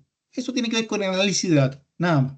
¿Qué técnicas, qué herramientas voy a utilizar para que justamente una vez que tenga los datos limpios y resumidos, qué técnicas me van a permitir a mí abordar mi objetivo directamente? ¿Ya? Yo también podría quedarme solamente hasta la parte descriptiva, podría procesar y simplemente describir, porque mi objetivo podría ser esencialmente describir, ¿ya?, una población, ¿ya? Entonces, mi objetivo podría decir, mi estudio es descriptivo y el objetivo de nuestra investigación es caracterizar justamente a la población de adultos mayores que vive en la comuna de Constitución, tanto. ¿Te fijas? Entonces, caracterizar significa principalmente resumir una serie de antecedentes o variables asociadas a los adultos mayores que viven en la comuna de Constitución. ¿Te fijas? Entonces, por ejemplo, qué rango de edad tienen, cómo está distribuido el género, cuántos son hombres, cuántos son mujeres, se fija qué nivel de estudio tienen. Entonces, es una caracterización que se llama tal vez sociodemográfica. Podría existir una caracterización socioeconómica, que yo dijera, por ejemplo, en términos de ingreso. A ver, mi objetivo es caracterizar o describir a los adultos mayores que viven en la comuna de Constitución desde el punto de vista socioeconómico. Entonces, ¿qué implica? Socioeconómico, por ejemplo, son aspectos asociados, por ejemplo, ya, género, nivel de estudios, pero a su vez variables económicas, como por ejemplo nivel de ingreso, nivel de gasto. ¿Ya? Entonces, al resumir esas variables en términos descriptivos, estoy abordando el objetivo de caracterizar al adulto mayor socioeconómicamente. ¿Ya? Eso es una idea. ¿Ya? Caracterizar significa, podría ser simplemente, es describir, es mostrar, simplemente. Tantos son hombres, tantos son mujeres. No interpreto por qué hay más hombres o mujeres, solamente digo que hay hombres y mujeres. Eso es describir. ¿Ya? Y eso, si ustedes tienen una investigación de tipo descriptivo, principalmente se centra en eso, en mostrar, pero mayormente no interpretar mucho. ¿Ya? ¿Consulta, jóvenes? ¿Se entiende?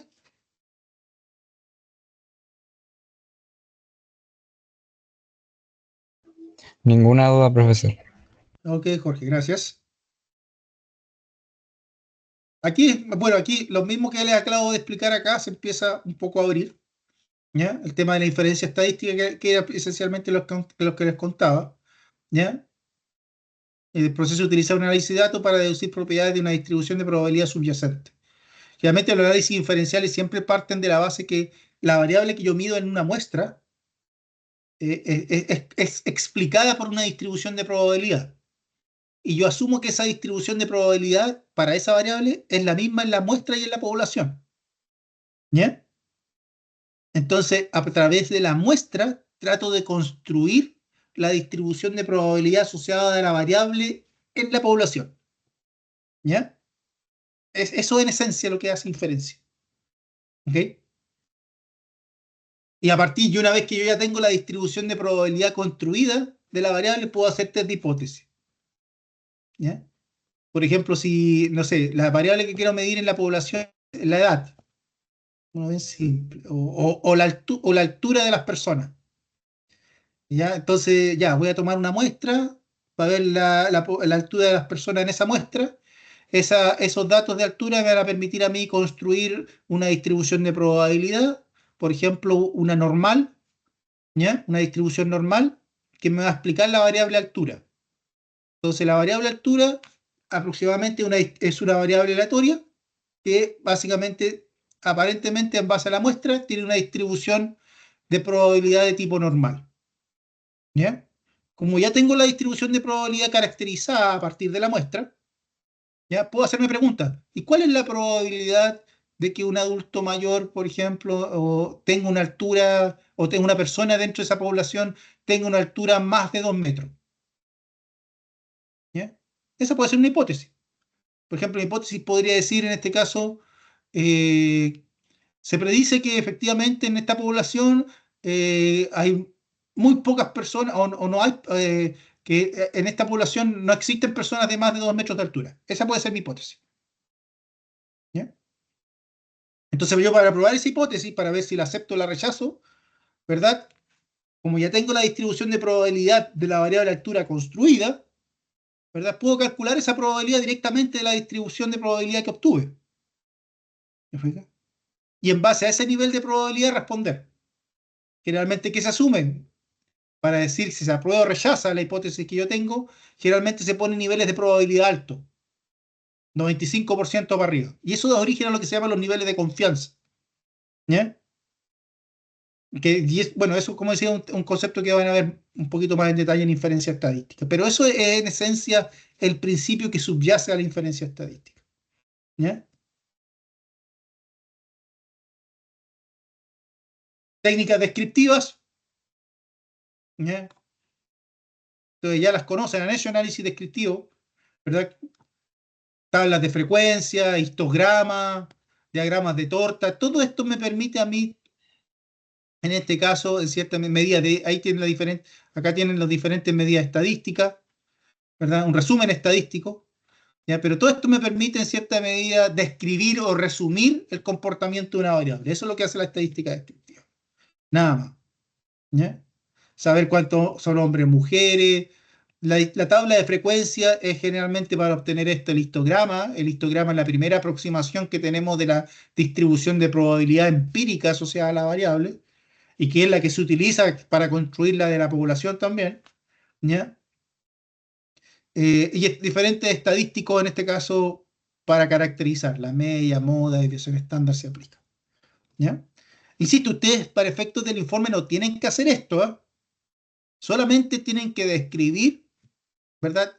¿Qué elementos dentro del análisis descriptivo van a utilizar? Por ejemplo, se van a construir, debido a que las variables son categóricas, por ejemplo, las que yo voy a trabajar, ¿verdad? Por ejemplo, simplemente una tabla de frecuencia o un diagrama de torta me permite describir esas variables categóricas para saber cuántos elementos hay en cada categoría. Si la variable es numérica, bueno, puedo calcular las medias de desviaciones estándar, ¿ya? Para resumir la variable. Y con eso es suficiente. Ya lo vamos a ver con un ejemplo. ¿Ya? Después de la parte descriptiva vienen las técnicas de análisis. ¿Ya? Y dentro de las técnicas de análisis, que insisto, esa parte de las técnicas de análisis tiene que definirse la forma en la cual yo voy a dar o voy a abordar el objetivo que me planteé. ¿Ya? Si el objetivo tuvo que ver con establecer si existe una relación entre consumo de azúcar y rendimiento académico, bueno, es aquí, en la parte de las técnicas de análisis, cuando yo tengo que decir, bueno, ¿qué técnica va a usar usted para establecer esa relación o medir esa relación? Y ahí es donde entra, por ejemplo, los análisis causales, ¿ya? Que son de la idea, por ejemplo, A causa B o A implica B, ¿ya? Y ahí, por ejemplo, se pueden utilizar medidas, por ejemplo, para establecer qué tan relacionada está una variable, las medidas de correlación, por ejemplo. Modelos de regresión también que permitirían, por ejemplo, establecer una función que subyace entre dos variables, ¿ya? Y eso me permite a mí establecer o medir tal vez un nivel de relación, ¿ya? Pero principalmente los análisis causales buscan eso, buscan tratar de establecer o ver cuál es básicamente la función que subyace detrás del comportamiento entre dos variables. Los análisis causales involucran dos variables, una dependiente y una independiente. ¿Te fijas? El efecto, por ejemplo, del consumo de azúcar sobre el rendimiento académico, ¿verdad? La variable en este caso de respuesta o la variable dependiente es el rendimiento académico y la independiente es el consumo de azúcar, ¿ya? Entonces, con esas dos variables, yo lo que voy a tratar voy a tener una serie de puntos que dice, esta persona consume este nivel de azúcar y tiene este rendimiento académico, ¿ya? Entonces voy a poder crear como una tabla de valores para esas dos variables. Y con esa tabla de valores voy a graficar esa tabla de valores, voy a encontrar una curva. ¿Me fijas? Entonces, lo que trata de hacer principalmente los análisis causales a través de lo que son los modelos de regresión, por ejemplo, es tratar de construir o identificar cuál es la función matemática de esa curva. ¿Ya? Y a partir de esa tratar de estudiar el fenómeno. ¿Ok? Eso esencialmente. Ustedes van a tener toda una línea de trabajo en esto con lo que son, por ejemplo, los modelos lineales generalizados. ¿Ya? O modelos lineales, que va todo en esta idea de meterse fuerte en lo que son, en este caso, los modelos causales. Los modelos de regresión, lineales, no lineales, univariados, multivariados. Bivariados, perdón, y multivariados. ¿Ya? Para nuestro efecto, simplemente lo vamos a declarar que vamos justamente, por ejemplo, a hacer un análisis, como nuestro objetivo es establecer un análisis de regresión, ¿verdad? Se utilizará, por ejemplo, un modelo de regresión lineal simple, ¿ya? En donde vamos a tratar de ligar las dos variables y ver el nivel de linealidad, ¿verdad?, que existe entre las dos variables, para ver si existe una relación lineal. Si existe esa relación lineal, ya podemos decir que efectivamente también existe una relación entre las dos variables. ¿Ya? Esa es como la idea, cuando yo tengo como objetivo eso, establecer una relación. ¿Ya? Si mi objetivo tal vez tiene que ver con comparar, por ejemplo. Comparar, por ejemplo, yo tengo en este caso dos tipos de sujetos de estudio, o bien tengo un puro sujeto de estudio y a ese sujeto de estudio le mido dos cosas diferentes en diferente tiempo, lo que me da origen a a dos poblaciones. ¿Ya? Cuando yo tengo más de una población en general, podría hacer estos análisis de comparación. ¿Ya? Eso tiene que ver mucho cómo se define el sujeto de estudio. ¿Ya? Y una técnica que me permite a mí comparar poblaciones es, por ejemplo, en los análisis ANOVA. Estos son métodos paramétricos, o sea, para todos estos análisis estamos asumiendo que existe una distribución de probabilidad que subyace detrás de la variable de estudio que queremos analizar. ¿Ya? Ahí se podría decir, por ejemplo, en este ejemplo se clarifica, por ejemplo, aquí si hay que, esto es un poquito más avanzado. Recuerden que estamos en la parte de técnicas de análisis, ya pasamos a la parte descriptiva. Entonces yo puedo plantear una hipótesis que dijera que en este caso quiero establecer si existen diferencias significativas, por ejemplo, en términos, por ejemplo, del promedio de nota de tres diferentes cursos en un colegio. Imaginemos que aquí están los tres cursos: curso 1, población 1, curso 2, población 2 y curso 3, población 3. ¿Ya? Entonces la pregunta es, no, en este colegio generalmente todos los cursos van al mismo nivel. ¿Ya? Entonces mi hipótesis puede decir que no existen diferencias significativas en términos de nota o de rendimiento entre los tres cursos que yo tengo. ¿Ya? Entonces, ¿cómo pruebo eso? Lo que yo puedo hacer es que, como esto es una población, para cada curso yo voy a sacar una muestra. Y aquí dice, por ejemplo, una muestra de tamaño 10. Para el otro curso también una de tamaño 10 y para el otro curso también una muestra de tamaño 10. Y esas muestras lo que van a reflejar es el promedio de notas de los estudiantes que están en esta muestra. Entonces esta muestra va a sacar un promedio de notas, mu1. Esta otra muestra va a sacar un mu2, promedio de notas de la población 2 o de la muestra 2. Y un mu3 que en este caso va a ser el promedio de notas de la población o de la muestra 3. ¿Ya? ¿Ok? Esas son en este caso, perdón, las mu son referidas a la población, son las medias referidas a la población. Las que ustedes están viendo aquí, los X rayitas, son las medias referidas a las muestras. Entonces, yo quiero ver si no hay diferencia significativa, ¿ya? Lo que debería presentarse un poquito el escenario que existe aquí en la hipótesis. La media, si no hay diferencia, la media 1, la media de la población 1 igual a la media población 2 igual a la media población 3. Lo que me está diciendo es que los tres cursos son más o menos iguales en rendimiento académico. En cambio, la hipótesis alternativa es que al menos una población difiere de la otra, lo que está diciendo que ya no son iguales. ¿Ya? Esta solamente para probar si efectivamente hay estricta igualdad entre el comportamiento de las poblaciones respecto a una variable que yo estoy midiendo, o si no la hay. Nada más. ¿Es sí o no? Nada más. ¿Ya? ¿Se entiende, chicos, Seti? ¿Tienen alguna duda?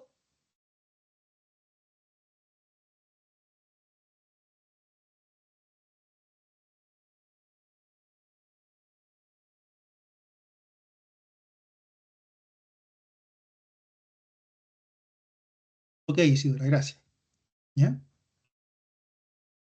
Entonces ya, tenemos definidas entonces las poblaciones, tenemos básicamente sus muestras y queremos comparar si existen diferencias significativas en términos del rendimiento académico. Pero no vamos a comparar directamente el rendimiento académico de cada estudiante.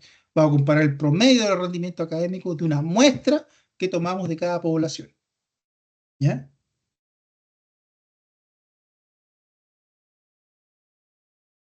Entonces lo que vamos a usar, utilizando para comparar poblaciones en términos de parámetros estadísticos, por ejemplo, ya tenemos las medias de cada muestra. ¿Ya? Entonces aquí tenemos, por ejemplo, ahí está la muestra 1, la muestra 2 y la muestra 3. En este escenario, por ejemplo, obtuvimos estos promedios que ustedes están viendo aquí arriba. 81, ese 79 por si acaso, ¿ya? 79 y 80.5. ¿Ya? Entonces, en términos estrictos uno diría que sí, aquí debería haber diferencia, porque este es 81, este es 80.5 y esto es 79. ¿Ya? Pero la pregunta ¿es una diferencia significativa? Esa es la pregunta. ¿Ya? Y para todo eso, efectivamente, el test estadístico ANOVA nos da efectivamente, si nos responde si efectivamente es significativo o no. ¿Ya? E intuitivamente, ¿ya? Podemos decir que tal vez no existe una diferencia significativa. Eso depende mucho del contexto. Como dice ahí, todo depende de la significancia basada en la varianza entre muestras y en la muestra. Y esa varianza entre muestras y en la muestra es lo que mide la ANOVA. ANOVA viene de análisis de varianza, viene de ahí. ¿Ok? Y justamente lo que trata de ver acá, lo que trata de hacer es que si la varianza entre las medias de estas muestras no es muy grande, efectivamente podemos decir que no existe diferencia significativa. Pero en cambio acá en el caso 2 que ustedes están viendo acá, aquí sí podría haber una diferencia significativa, porque acá tenemos 80, 80.5 y acá 29. ¿Ya? Entonces aquí el análisis de varianza indicaría que sí hay una diferencia significativa. ¿Ya? Entonces eso es lo que trata de hacer. Entonces cuando hablamos principalmente de comparación, ¿verdad? De poblaciones, de variables asociadas a una población, los análisis ANOVA nos permiten un poco establecer ese análisis. Entonces, si su objetivo apunta a la idea principalmente de comparar, ¿verdad? Poblaciones de algún tipo, variables dentro de una población o de entre diferentes poblaciones, los análisis ANOVA les permiten, son las técnicas de análisis que ustedes podrían utilizar. ¿Ya? Hay más, pero estos básicamente son parte de las técnicas básicas. ¿Ya? ¿Se entiende, chicos? Como insisto, quiero transmitirle un poco el sabor de lo que se trata, porque ustedes lo van a ver después, en profundidad, perdón, pero para efectos de lo que están haciendo ahora, es principalmente tratar de declarar la técnica que van a utilizar y justificarla. Por ejemplo, si mi objetivo era comparar, por ejemplo, el rendimiento académico de los estudiantes de ingeniería estadística de la última y primera generación, ¿ya? Ahí yo podría decir que mi técnica de análisis va a ser un análisis ANOVA. ¿Y por qué? Porque es un análisis que me permite a mí justamente comparar variables determinadas entre dos poblaciones. Y eso lo justifica, ¿ya? Como técnica, ¿ya? Entonces, el análisis de datos, las técnicas, el análisis de datos probablemente tal, el segundo punto es dentro de las técnicas de análisis, me lleva básicamente a la idea que tengo que declarar, ¿verdad? ¿Cuál técnica voy a utilizar? ¿Ya? ¿Cuál técnica voy a utilizar y por qué voy a utilizar esa técnica? Porque esa técnica es la más apropiada para mi objetivo. De eso se trata. ¿Ya? Después de eso ustedes van a ver que se puede elaborar más, se le puede incluir más teoría para hablar de este caso, por ejemplo, qué es el modelo ANOVA, cómo funciona y todo ese tipo de cosas. Pero esencialmente la idea es de declarar efectivamente el modelo que voy a utilizar y justificarlo por qué es el más apropiado. ¿Ya? De eso se trata en la parte de las que son, en este caso, las técnicas de análisis. ¿Ok? ¿Ya? ¿Alguna consulta, jóvenes?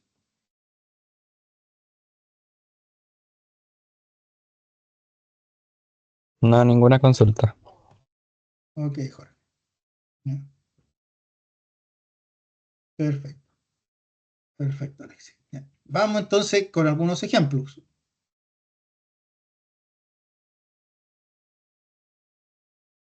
El artículo que están viendo acá es un artículo que busca de alguna manera medir los niveles de ruido en las unidades de cuidado intensivo de diferentes hospitales o diferentes clínicas.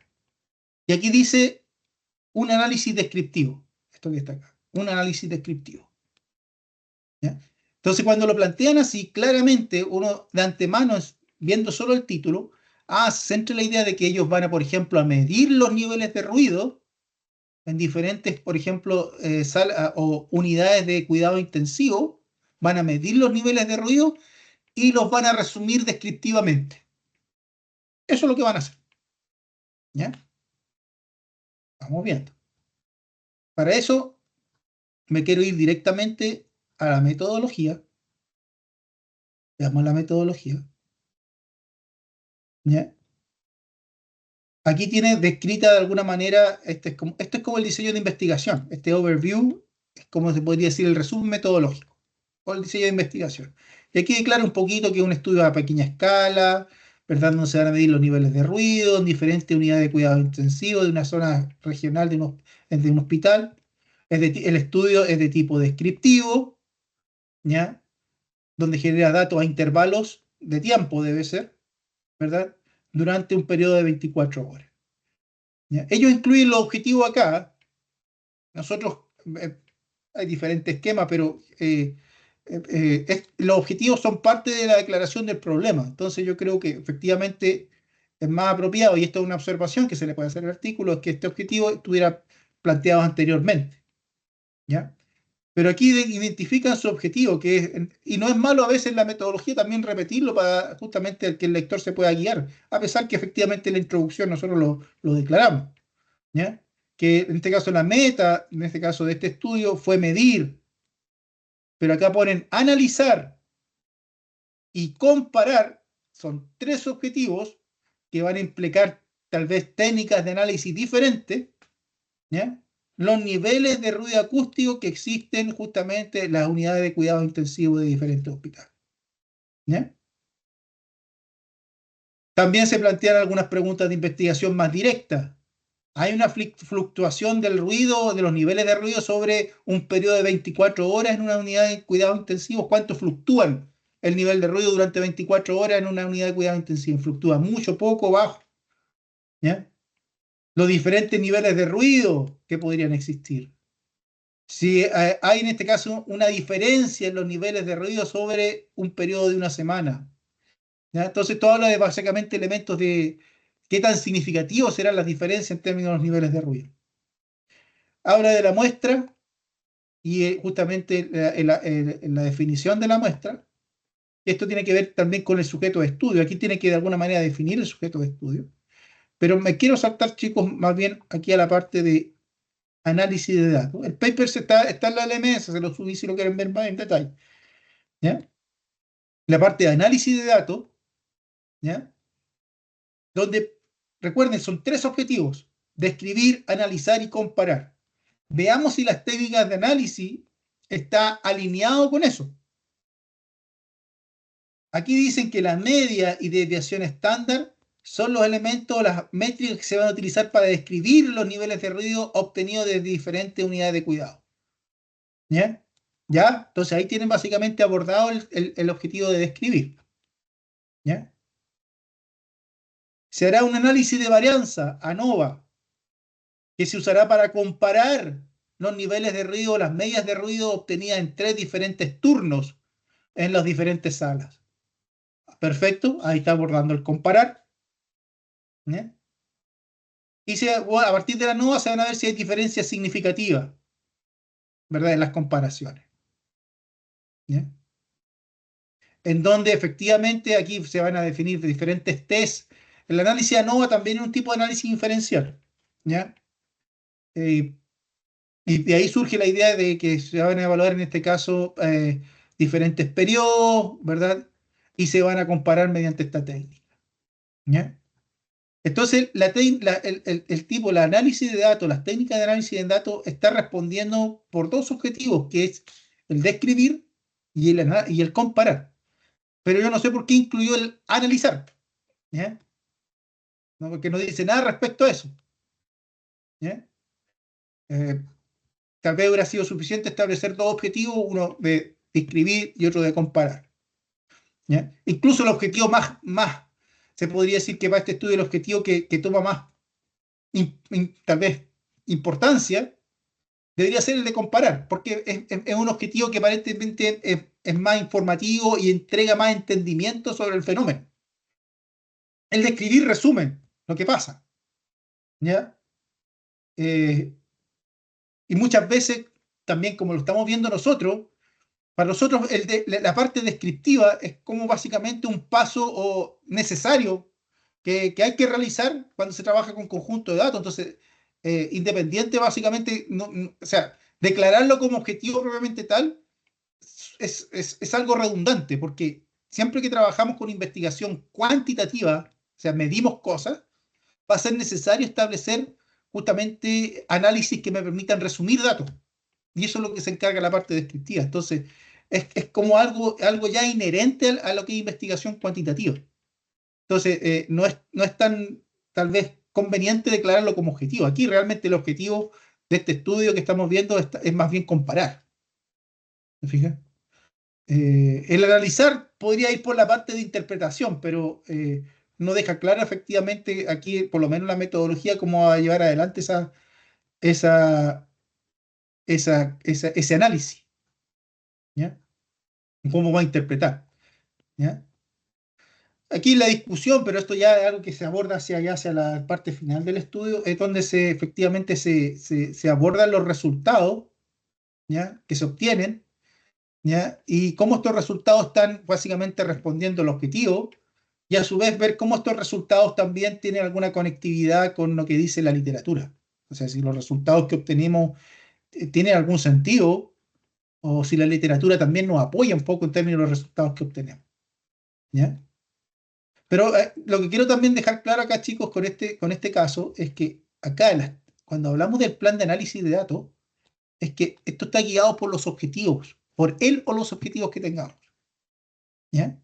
Y las técnicas que definamos acá tienen que estar en concordancia con esos objetivos y tienen que estar justificadas, ¿ya? Si es comparar, claro, un análisis de ANOVA nos permite comparar. Entonces, eventualmente, desde ese punto de vista, es una técnica válida. Y de eso se trata, ¿ya? El otro caso, este que está acá, ¿ok? Tal vez volviendo un poquito, antes de pasar a ese otro paper, también volviendo un poquito al título de lo que es este artículo, porque ellos dicen que es un estudio descriptivo, ¿verdad? Es un estudio descriptivo su título, pero sus objetivos van más allá de eso, ¿me fijas? No es meramente describir, va a comparar e incluso habló de analizar, ¿ya? Entonces hay que tener cuidado porque aquí tal vez se produce una inconsistencia entre lo que este título dice y efectivamente los objetivos que se planteó la investigación. Y eso hay que tener cuidado porque los estudios descriptivos hay que tener cuidado, son vistos como estudios tal vez por algunos revisores, son vistos como estudios muy básicos, ¿ya? Y muchas veces en ciertas áreas no se aceptan estudios descriptivos para publicación, sino que esto más bien, el tema de hacer un análisis descriptivo de tus datos es un paso necesario que tienes que hacer en tu estudio, sobre todo si tu investigación es cuantitativa, ¿ya? Entonces, en la parte metodológica, jóvenes, lo que trato de decir con eso es que tiene que haber una consistencia muy grande en términos de lo que fue su problema y sigue estando conectado con su problema y sus objetivos. No puede haber una disociación de eso. Y en todo sentido, a lo largo de todo lo que es un trabajo científico, eso no se puede perder. Tiene que estar, básicamente, cada punto que se va desarrollando a lo largo del trabajo, tiene que estar conectado con los objetivos de investigación, ¿ya? Como le decía, la discusión de la literatura, por ejemplo, también es un aspecto que tiene que estar conectado con tus objetivos de investigación. Y tienes que dejarle claro al lector cuál es esa conexión, ¿ya? Por eso es una discusión, No es solamente mostrar artículos, y eso en su momento lo conversamos. ¿Ya?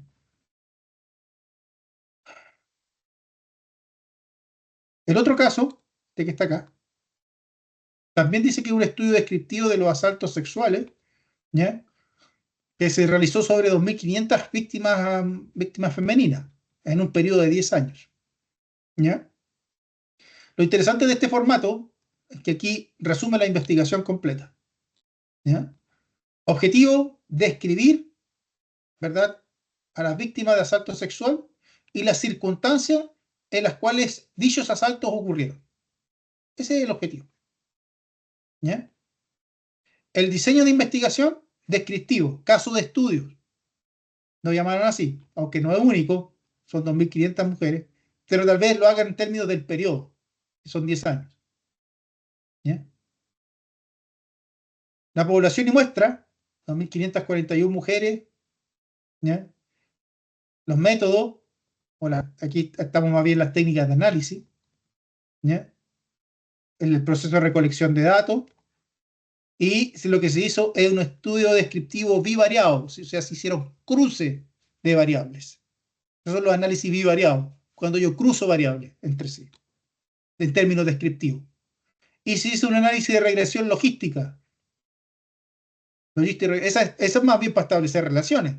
Entonces, esto es un poquito tal vez más que solamente describir, siempre y cuando los resultados de esta regresión logística se interpreten. A eso voy. ¿Ya? Me voy rápidamente, como pasa la hora, con esto termino, a la parte de las técnicas de análisis, discusión, resultado, método, estadística de análisis. ¿Ya? Fíjense, aquí simplemente menciona, por ejemplo, que los datos fueron analizados usando el SPSS. ¿Ya? Un análisis descriptivo bivariado fue ejecutado por el estudio en donde se generaron asociaciones entre diferentes características. Por ejemplo, la edad se cruzó con la víctima. Las relaciones entre víctimas también se cruzaron con las relaciones con el perpetrador. Características, a eso me refiero. Características de la víctima y características de los que perpetraron el ataque sexual. ¿Ya? Se reportaron valores y porcentajes. Habla del p-value. P-value, esto es más bien una estadística paramétrica que se usa en inferencia, entonces tal vez es más que descriptivo. ¿Ya? Entonces, también, si bien la parte descriptiva está explicada, pero también abordan otra parte que tal vez en el título propiamente tal que ellos indicaron y en su objetivo es un poco más que eso, porque su objetivo, como vimos acá, tiene que ver con describir. ¿Ya? ¿Ok? Entonces, tal vez es un poco más allá de eso. ¿Ya? O tal vez, más que describir, tal vez buscan establecer de alguna manera si ciertas cosas efectivamente, porque un test de hipótesis, como el nombre lo indica, un test de inferencia, busca responder efectivamente, da una hipótesis, y esta hipótesis se da o no se da. ¿Ya? Entonces, eso es más que solamente describir. ¿Ya? Entonces, insisto, la idea es que siempre tienen que preocuparse que haya consistencia entre las técnicas, la metodología que ustedes plantean y sus objetivos de investigación. Eso es esencialmente, ese es el principio esencial que guía la estructuración de la metodología. ¿Ya? Y se puede decir que efectivamente, como nosotros la hemos estructurado, eso, si se sigue cada uno de esos elementos, se cumple. ¿Ya?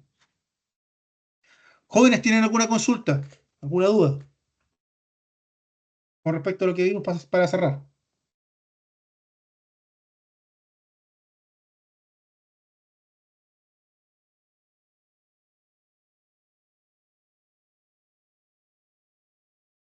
Igualmente, esto lo vamos a ir trabajando a medida que ustedes desarrollen el informe, chicos. ¿Ya? Eh, Tomen esto siempre como guías. ¿Ya? Eh, Cada investigación es propia. No quiere decir que lo que le estoy mostrando en estos papers es la estructura que se tiene que hacer, y si lo hacemos igual está bien. Si ustedes se fijan, si le aplicamos ciertos elementos, hay ciertas cosas que no coinciden, ¿ya? O que fallan. ¿Ya? Entonces, hay que tener cuidado. ¿Ya? Así que esencialmente nos vamos a guiar por justamente, se podría decir, la estructura que nosotros definimos. ¿Ya? Bien, chicos, voy a parar en este caso la grabación.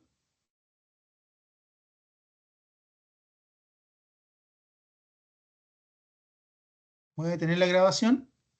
Y como les decía, la grabación